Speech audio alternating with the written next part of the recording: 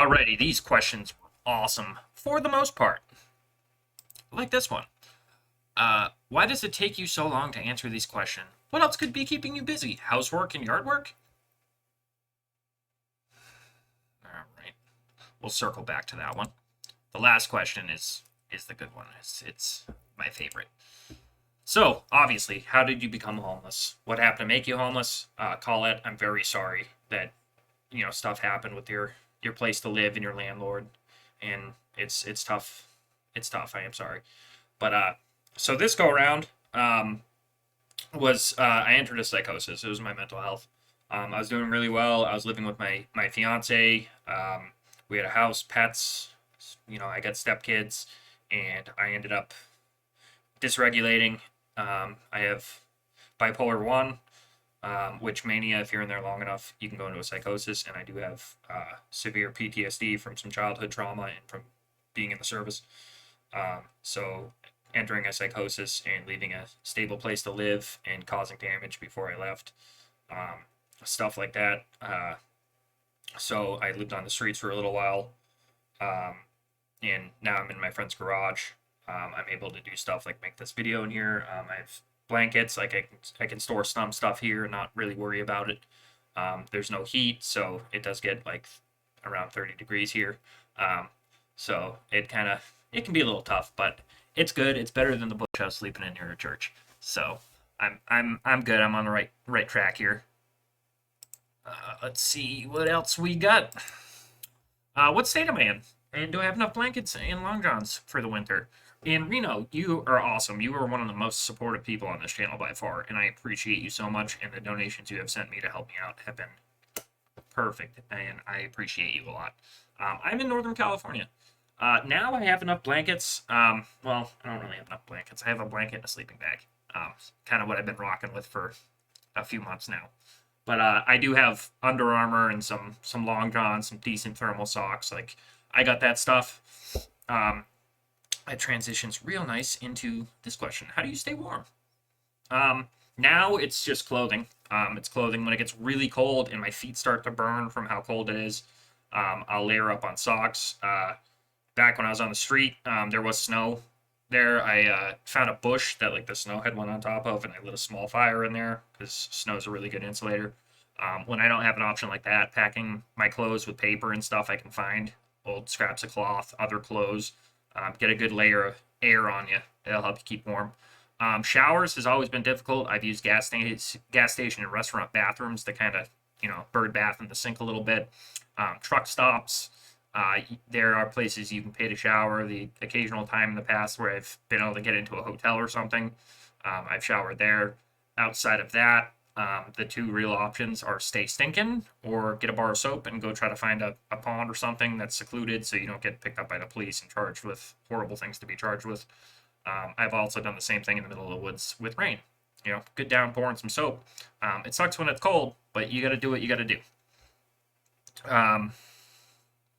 Where am I? Here. Here. YouTube, Blue Gypsy and Black Betty, you are lovely people. Blue Gypsy saying that she would invite me over for dinner in a conversation. That's awesome. Homeless people do need to be humanized and treated like people. So I appreciate you so much for that. And no, I am not in Dayton, Ohio, and I appreciate the help. I'm actually mentally stabilized now. So I appreciate both of you so much. You're both amazing people. And I also appreciate the acknowledgement of, like, the grace of God that you've escaped that fate, because it could take a couple little dominoes falling over to land your ass on the street, or one big life-changing thing to land you on the street. We are not exempt. Nobody is exempt from homelessness. It's not a thing. Horrible things can happen. You could get sick. You could be unwell, like lose your job all of a sudden, get evicted. Like, there's a bunch of things that could happen to land your ass on the street. You are not above it. What is a realistic small change that society can make to either help those in my situation or help others not end up in a similar situation? I think here in the States, anyway, it's an educational thing. So it's about 52% of the population in the United States, which is roughly 500,000 people, Again, not many homeless people filling out a census, so it's probably far greater than that. And then you have to also consider people that are couch surfing at that stage who are still homeless. Um, but about 52%, it's a drug issue. The rest is a mental health issue. There's small pockets of like just people who had bad luck, but it's usually substance abuse, mental health, or physical disability that lands you on the street. Um, with the substance abuse stuff, we're not really like outside of that 52% of the homeless population, right? Almost 20% documented residents of the United States have a substance abuse issue. 20%, a lot of people. Um, so like more reform towards that, more education when you're a child. Like I know we did like the DARE programs and all that stuff. Stay away from it. Drugs are bad. Yada yada yada. Things like that would help a lot. Treatment facilities would help a lot. Um, but as far as a realistic small change that society could do as a whole, acknowledge that people are just people. It doesn't matter if they're sick. It doesn't matter if they're on drugs. It doesn't matter if they're jobless. People are just people. Like treat them with kindness. Like that's all. I think that's realistic. But like again, it doesn't happen. Um, so it's hard. We do have an issue with cost of living versus minimum wage. In this state, really bad. I have a full time job now. I don't have a livable wage. It is what it is. What would it take to get me off the streets? It's just going to take time. Um, just going to take time, Diane. I have a full time job, so I either work 50 hours or 64 hours a week. And I'm probably going to be working a lot more. I'm all about it. There's a good chance I'm going to be working like 14 days in a row, 120 hours across those 14 days. It's just going to take time, though. I got to amass some money. Um, my friend gave me a truck with, I appreciate it so much, but it's going to take me some money to get it on the road. It's got back registration and to insure it. But step one is the truck. That way I can do more side work. I do a lot of side work when I can, when it's available. It's limited because I don't have transportation, and it's winter, so like there's no landscaping and stuff really. But get the truck on the road so I have more options. It'll also make it so like my work days aren't so long. A 12 and a half hour shift when you don't have your own transportation adds anywhere from an hour if you're lucky to 3 hours if you're not. So it's just going to take time, and I'm trying to utilize my time the best. Do I ever travel to a new area by foot, or do you sleep in the same area every night? So I'm sure you're familiar with homeless camps. You kind of post up. Homeless camps get cleared out. They will come and throw all your stuff away. They'll tell you to get out of your tent or whatever, and you have just enough time to grab a backpack, and then they start throwing all your shit in a dumpster. I've always rotated. I don't like to stay in the same place more than a night or two. It starts being a danger. Like the odds of a dangerous homeless person crossing you if you're sleeping in the same place every night is not good. Um, in larger cities, homeless people will fight over the best places to sleep. There'll be trouble. Um, so I do rotate. I understand the desire to stay in one place and be stationary, but I prefer not to. I'll sleep this place a couple nights, this place a couple nights. In the past, I've even bounced between towns, so I'm not just that random guy all over the place. All right. Have I paid it forward to another homeless person? And what is the nicest thing another person has done for you? These questions kind of go together. A little bit of yin yang here. The nicest thing by far another homeless person has done for me, when I first got back to the States from my deployment, I ended up being homeless shortly after I landed with no real options to go, and I was sleeping on the streets. And two other homeless people jumped me when I was sleeping. One of them had a knife, like I was probably going to die. That was it. I had kind of acceptance in the moment over it. And another homeless guy, whom I still don't know, intervened. He ended up getting stabbed, fending them off. They ran away. And I do believe some stranger saved my life. And if you were that guy, December 2012, I appreciate you so much. I hope you made it out okay, and I hope you're no longer homeless. Um, have I paid it forward to another homeless person? Yeah, of course. I've done it while homeless. The first time I got my food stamps, um, It was the summer, and it was like 118 here for about a month, and I was going buying cases of water and handing out water, making sure like people had food and stuff. I've done that while homeless. When I'm stabilized and kind of well off, I'll make it a point to bring sandwiches and water and even cigarettes to the homeless population. Um, there's a lot of homeless people here. California has a large, large, large amount of homeless people. But of course I do. They're just people. I'll see them outside of Walmart, flying a sign, be like, "Hey, what do you need? We'll go in the store." Maybe down the road I'll make some videos on that. But I bought in sleeping bags, coats, socks, bus tickets. Like, yeah, of course. Um, oh no, we're here. We're back to the start of this whole thing. No, that's not it. Sorry. So back to this guy. You're doing housework and yard work. Purple Daydream. I appreciate you so much. You jump right in calling him rude. Um, he said, "Really? I think not. I just spent some time helping some homeless, feed the homeless people, and time is in abundance. It's the only thing they don't need more of."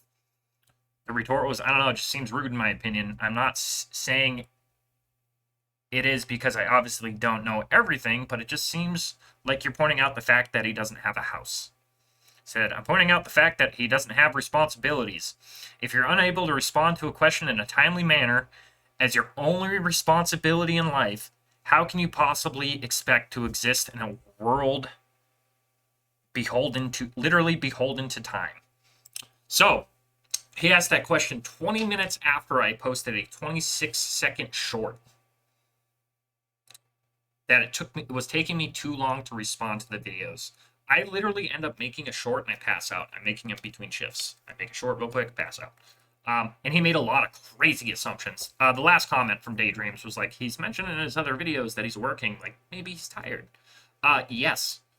I end up, when I'm on shift and I got my days in a row, it's going to be pretty consistently now 4 12.5 hour shifts. I don't get breaks. I don't get lunch. I work straight through the job I have. I don't get breaks.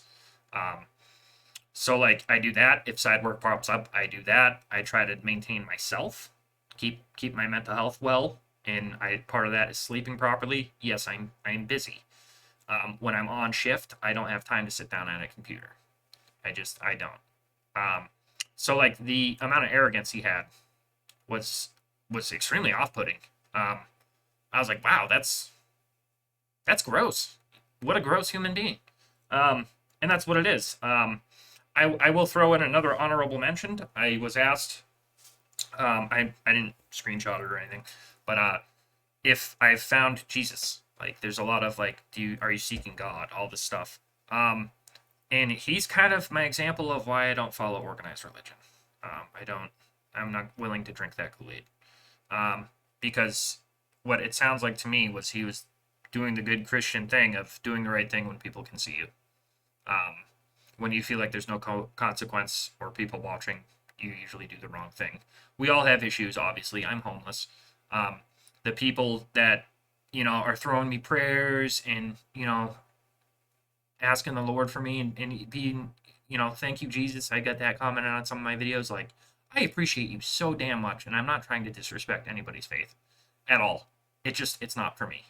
I do realize that you believe it, and you believe praying for me will help me. So you're doing what you can to help me, what you believe in, and I will take all the help I can get, whether I believe in it or not. I love you so much. I really do. The community here has been awesome. Who's the most helpful in my life? My current girlfriend. We're still together. We're trying to work on things. Like I said previously in the video, I've done damage. I can't live there right now. I get to build back trust and be stable for a long time, which is okay. But she's been very helpful to me. She was the first person I think in my life to actually make me feel like I had home. I didn't really have a good upbringing, and being in the service for a couple of years, being kind of bounced around all over the place. I've not really had a stable living environment for most of my life. So she's been helpful with the internal stuff, the stuff that, therapy can't fix, the stuff a job can't fix, the vacuum of being with somebody and who they are as a person and how they treat you and the patience and grace they give you. Like, I didn't have much of that, and she gave it to me. Um, by far the most helpful person in my life. Um, in the past, it's been my sister. Substance abuse runs in my family. She died of a fentanyl overdose in 2019. She was my person my whole life. It didn't matter if I was doing drugs homeless on the street, if I was between jobs homeless on the street, um, if she was with me now, it wouldn't matter that I'm homeless in a garage in Northern California and she was back in Massachusetts. She'd call me, she'd try to help me. Um, losing her was impactful, but she still remains one of the most important people in my life because of who she used to be. Um, and then this is the thumper. Ooh, whew, get a little emotional on that one. So Miss Alexis, so I'm sorry you've struggled. I'm very glad a charity organization has helped you get off the streets. But she mentions throughout her 11 years on the streets, and trying to get help, that she's noticed that there are more programs geared towards helping homeless men and very, very few programs, homeless shelters, rehab programs, etc., geared towards helping homeless women. What is your opinion on this? I don't know of any homeless shelters that exclude gender. Um, I know of homeless shelters that exclude religious preference. I was not welcome at the homeless shelter here because I put on my intake form that I was atheist, and it was a Christian shelter, and they said, "All right, go packing." Um, but outside of that, I've never noticed a homeless shelter that was only for men. I will say and acknowledge that being homeless is dangerous, but it is extremely dangerous if you're a woman. It ain't good. The homeless shelters are not a safe place for you. The streets are not a safe place for you. Like, it ain't good. Um, and then with rehab programs, a lot of programs are structured around after incarceration. So there's more men in prison um, overall than women. So a lot of them are geared towards after incarceration. There's ART programs all over the East Coast and stuff like that. So that's part of that. Outside of that, there are rehabs that are co-ed. There are rehabs that are only for women. The one I went to in 2013 was co-ed. There was actually 26 women and 22 men. Here, where I live now in California, it's probably 50-50. There's no specific. There's actually a rehab here that's only for women, and then there's a co-ed one, and that's it for rehabs. And then sober living, it's about 50-50. I think it's right on equal. So that's part of that. So it just depends on where you live, I guess. I guess Orlando don't get down like that. I could be wrong, but here and what I've experienced being homeless in South Carolina, Massachusetts, New York, and California, there's not really gender specific shelters. Outside of that, like, I could ask, why are there no domestic violence shelters for men? We don't report it, but it happens to us the same, and we can't have that service. So you guys always have that to fall back on.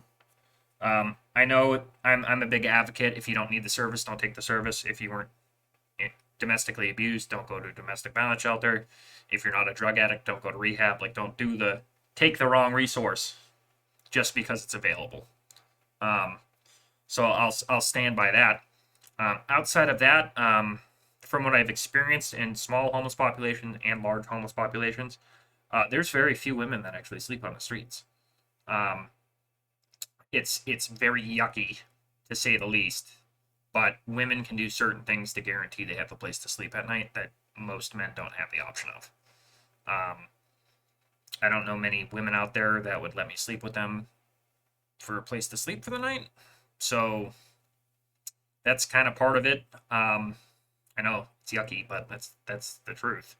My options when I'm homeless are fix my shit. That's what I did this time, or do a crime and go to jail. That's really it. I can't sweet talk somebody or any of that stuff, get a place to live. It just don't work out that way. So that if I'm gonna have to do a little bit more research on that, but that would be my opinion, is there's just not that many homeless women in comparison to homeless men. That's all I got. I appreciate you guys' questions. If you made it 20 minutes deep, Wow, that was a long video. This is actually my third attempt at doing it because I suck at software. If you have any tips or suggestions, something that can make it better, please let me know. Any more questions, I'd be happy to do like a follow up. And I appreciate you guys so much. I really do. And I wish you all the best.